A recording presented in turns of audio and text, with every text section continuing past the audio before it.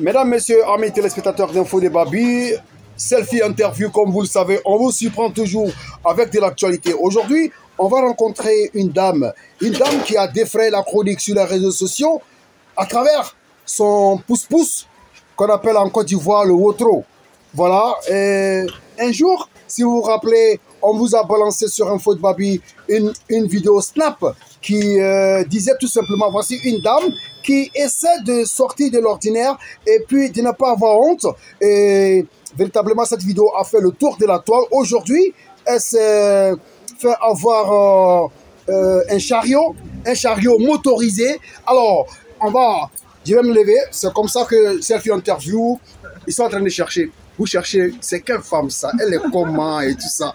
La voici, la sublime, la star. Bonsoir madame.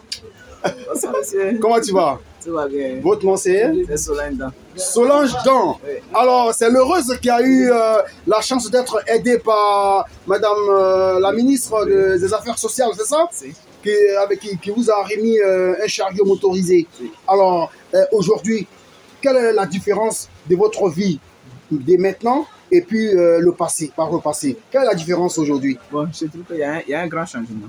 D'accord. Il y a un grand changement. On voit même là, il y a le teint, Ok. Ça me permet de travailler, oui. Et j'ai aussi le temps pour me reposer. Il y a un grand changement. Mais qu'est-ce qui vous a motivé à pousser au trot, à pousser les chariots pour pouvoir subvenir à vos besoins? Bon, parce que les autres femmes vendraient peut-être de la téké au quartier, bien de la loco et tout ça, mais toi, tu as décidé de faire le travail des garçons. Parce que là, il faut de la force, hein? Oui, il faut de la force, enfin, c'est pas facile. Ouais. Mais bon, avec l'aide de Dieu, je m'en sors beaucoup. D'accord. Parce que je le dis tous les jours, Dieu nous connaît, nous tous.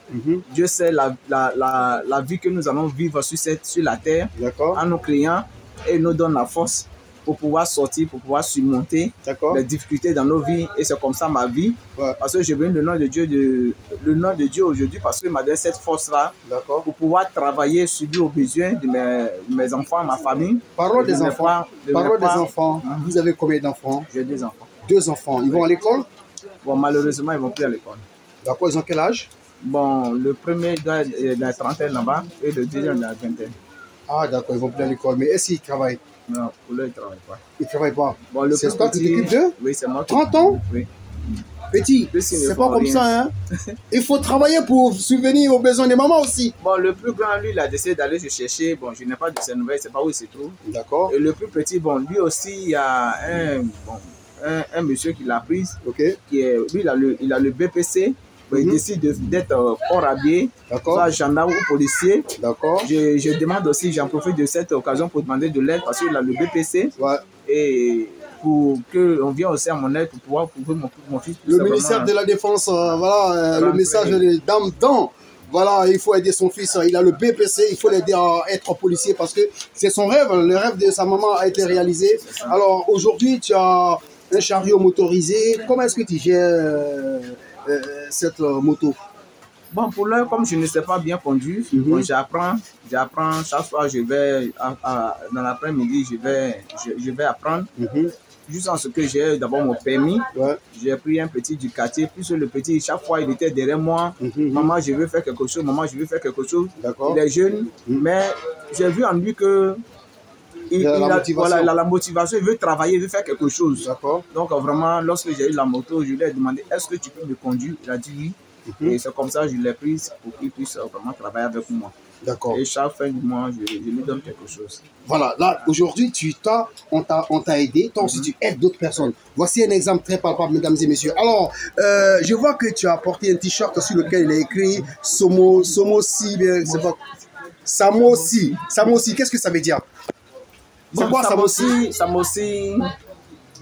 Je ne connais pas la signification, mais c'est le nom d'une société vraiment qui m'a soutenu aussi dans les moments difficiles. D'accord. Et la société, c'est pour un Libanais, et je préfère taire son nom. Voilà, je préfère taire son nom. On connaît déjà la Voilà, société. Donc la société à Yopougon, Oui. et à Yopougon, à la zone industrielle de Yopougon. D'accord. Nous faisons il fait le sachet, les plastiques. Tout ce qui est sachet, Mhm. c'est le logo qui est là, le papillon. Ok. Tout ce qui est le sachet sur lequel il y a le papillon, Oui. c'est cette société-là qui le fait. D'accord. Donc aujourd'hui, si on a besoin de plastique, des sachets et tout ça, Oui. on peut te contacter. Il n'y a pas de problème. C'est super ça. Voilà. Alors, quel est le message aujourd'hui que vous voulez lancer aux jeunes filles de nos temps modernes qui veulent rien faire, mais qui veulent seulement mettre les rouges à lèvres, les faux cils, les faux cheveux et tout ça, et puis suivre les garçons? Qu'est-ce que tu dois leur dire maintenant? Bon, moi, je veux exhorter une femme, d'abord une femme, à faire quelque chose. Aujourd'hui, nous, les femmes, nous aimons la facilité. Et la facilité aussi, la faim n'est pas bien. Ouais. Parce que je me souviens, lorsque il y avait la crise, je partais à Mans chez ma maman et j'ai pris un cas avec une soeur vraiment très malade. Mhm. Et la soeur, juste en ce qu'on arrive à Adopé, d'après elle venait de Boaké, Mhm. on s'est croisés à la gare ici à Diamé et on a pris le cas, on partait à Mans. Elle devait descendre à Adopé, mais malheureusement elle n'est pas arrivée parce que son état était critique. Et c'est comme ça, j'ai fouillé, plus elle était ma voisine du cas, j'ai fouillé dans son sac, Oui. j'ai vu un calepin. Un calepin où il y avait le nom en tout cas la majorité des grandes personnes de la société. D'accord. Et c'est comme ça, je les ai appelés. On dit, vous connaissez telle fille? D'autres me disent oui. Elle dit, mais il y a quoi? Elle est décédée. Elle dit, non, on se connaissait, mais parce que quoi?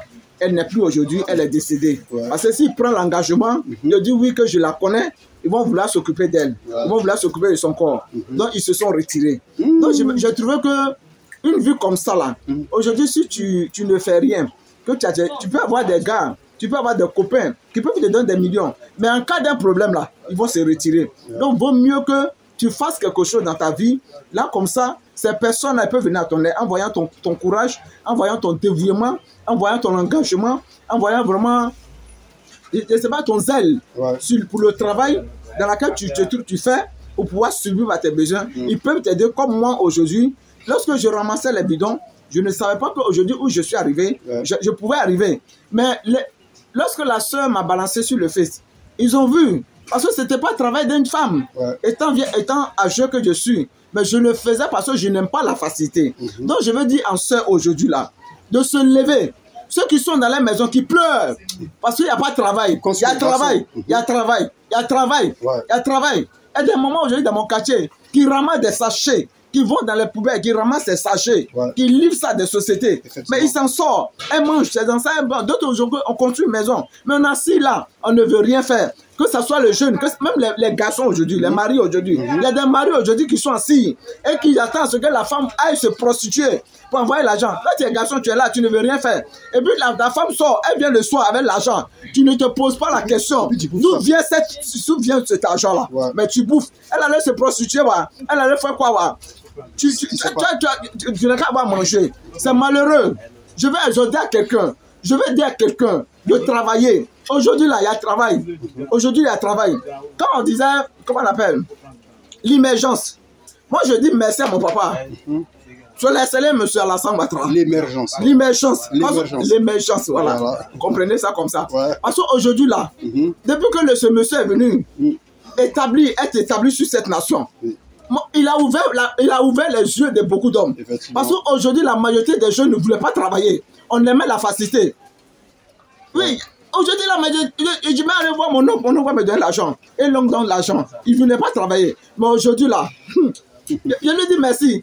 Parce qu'il a permis que la majorité des jeunes, aujourd'hui, la Galba, là, c'est les étrangers qui vendaient. Mais aujourd'hui, la majorité des Ivoiriens, ils vendent le Galba. Autre qui est là, c'est les étrangers qui faisaient. Mais aujourd'hui, depuis que le président Alassane est venu, son excellence, il a permis que les yeux s'ouvrent. Parce que quoi? Ce qu'il a en train de faire là, c'est bon. Les gens disent, non, il n'y a pas l'argent, il n'y a pas l'argent. C'est bien, il a bien fait. Parce que s'il laissait la facilité aujourd'hui, personne n'avait pas travaillé. Merci, dame. Merci, dame. Merci, dame. Dame, c'est ça, hein? Oui, voilà, merci beaucoup. Merci. En tout cas, les jeunes, ils ont bien compris ton message. Vous avez entendu. Il y a du travail, il y a du travail. Elle vous dit, elle vous confirme qu'il y a du travail. Elle est une preuve palpable. Tout ce qu'on fait aujourd'hui, merci beaucoup de nous avoir prêté ta voix pour cette interview.